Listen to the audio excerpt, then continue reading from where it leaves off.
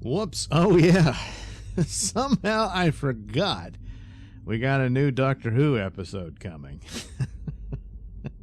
It's almost here. Boy, I'm really late on this. I wonder how I forgot about this. Well, how could that slip my mind, you know? Yeah, well, the good news is this will be the final run of Jodie Whittaker playing Chris Chibnall's Doctor Who. Yeah. Well, the bad news is there's one more episode. Chris Chibnall's Jodie Whittaker Doctor Who. Although the other bad news is it might not be really getting much better after this. All the promotion for the new era coming, other than, hey, Russell T Davies is there and David Tennant will make an appearance in the 60th anniversary special, and won't that be cool? And it looks all mysterious, as if he's a different version of the Doctor. Will Jodie regenerate into this new version of the 10th Doctor or what have you? And all that's, it's interesting. So those aspects, that's the cool part of it. But for the most part, once again, diversity and representation. That's all that really matters. And every time any show or film does that, it's almost always a red flag of, we got nothing. So we're going to slap job some stuff, throw it in there. And then when you don't show up for it or you criticize it, we'll call you all bigots of some sort. This keeps happening, yet it never works. It doesn't bring anything to the endeavor, to the franchise. But they keep running to it. I don't know. It's stupid. But it does have a hopeful chance. The elements are there. Russell T Davies is their last real chance of saving this thing. Maybe Shudagatwa will be a good Doctor. I don't know. But if they're just going to keep making a big deal about him being gay all the time, that says nothing about the show. Case in point here, the first female Doctor could have worked. It could have. You could have delved into this aspect of it, and you have your first female Doctor, and she is the first female Doctor. They immediately take that away from her with the idiocy of Timeless Child. Even as bad as this run of the Doctor was, if there was no Timeless Child episode, it probably could have limped along. And even if you couldn't get RTD back, somebody probably could have polished this up and fixed it and made it work. But with that stinker sitting there, and they're apparently just going to ignore it, that, you can't just ignore that. Timeless Child is Last Jedi level devastation to the franchise. If you don't retcon it, then you're in trouble. And with Doctor Who and the time travel aspect, there's so many avenues where you could do just that. And so it's just another thing. There's another example of a franchise that doesn't even respect its own endeavor with first female Doctor. You bring in your first female Doctor, and then you immediately undercut her.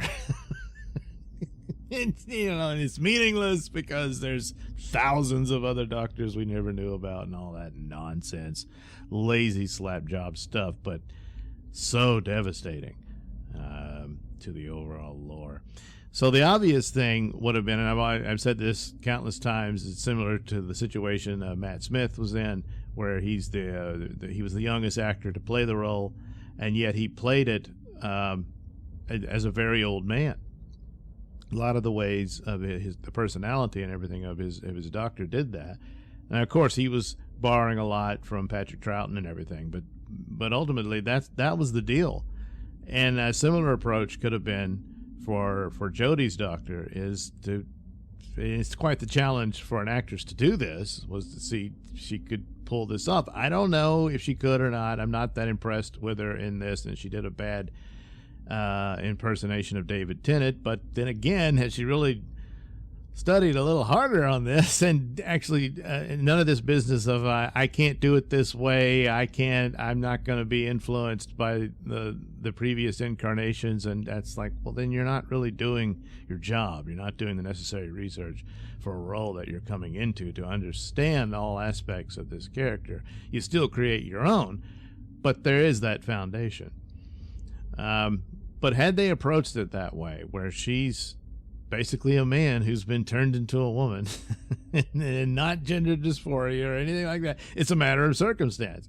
And that was the other aspect of this would have been the exploration for sci-fi purposes of the nature of regeneration. All they did was slap job Timeless Child in there and all that. But then the obvious aspect of it, especially since the Doctor is now perpetually regenerating. Oh yeah, always did. Oh god, Timeless Child is so bad. But the reality of it is you keep doing that. The DNA sequences are in there somewhere. We all had a mommy and daddy, or maybe the Doctor didn't. Oh god, a Timeless Child. But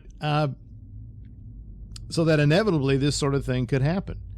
Of course, they established that other Time Lords did it and all that, but the idea of it being first was something they could work on. I mean, for the first episode, maybe the second one, and then you move on.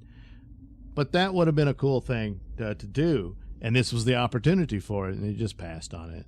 Lazy. The Doctor would struggle with it and then move on, but that would have been a challenge for your actors to take that on, which I would have thought would be interesting instead of just glorifying your own laziness in interviews. I don't get at all, really. Not that I really believe it, because I don't believe anything people say in these interviews anymore. They'll just say whatever, and then later on, years later, you get the real story, if ever. So it was a ginormous wasted opportunity, and don't care to see it revisited ever again. They just need to get back to just basic adventure. And the problem with Jodie's Doctors is the adventures weren't so adventurous. You had a couple of bright spots here and there, in spite of it all, but very few and far between. And in the case of Timeless Child, the episode leading to it was not bad. It was pretty good, and then Timeless Child came in and just flushed everything down the toilet. And then that's about it. It's like each season did have at least one that was almost a Doctor Who episode or had something that was of some interest. The Weeping Angels episode they really did craft a pretty good horror story out of that one. But then it was all, once again, flushed down the commode the next episode and stuff. But that's, a colossal waste of time. And a show that didn't even respect itself. So, as for Yaz and the Doctor becoming a romantic couple, I don't have a problem with that per se. To me, that would make more sense, because the Doctor's always been more interested in women. So even when he becomes one, it doesn't matter. It's still, So there was a certain logic to it. I mean, you can look back even in the classic episodes. Well, who are the most important companions? They're all female. The only real significant male companion was Jamie. The rest of them, they're there, and they're usually more interested in the woman that's on the TARDIS as well. And the Doctor's like, yeah, all right, you're here, but, but that was about it,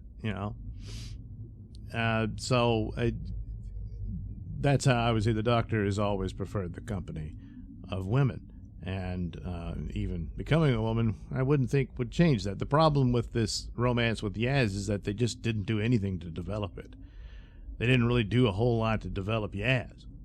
And some suggest maybe they couldn't. She just wasn't that good an actress. I don't know. I've never seen her in anything else. So whatever. So, yeah, you can go look at the trailer. It's fine for what it is, I guess. The Master says this is it. The Doctor's about to be wiped out of existence. Well, you find yourself rooting for the Master. It actually, Sacha Darwin probably would have made a better Doctor than he does a Master, but, well, what are you going to do? So, that's the deal. Just trashing the franchise, and glorifying themselves while being extremely lazy, and just a colossal missed opportunity. And it's all very sad. So because it's Russell T Davies, I give the next go around a shot.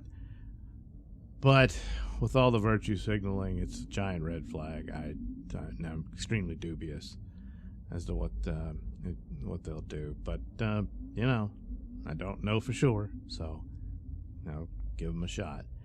But this with Jody and Chibnall, it was just all very sad, and it's unfortunate. But we'll see where it goes, because as always, time will tell.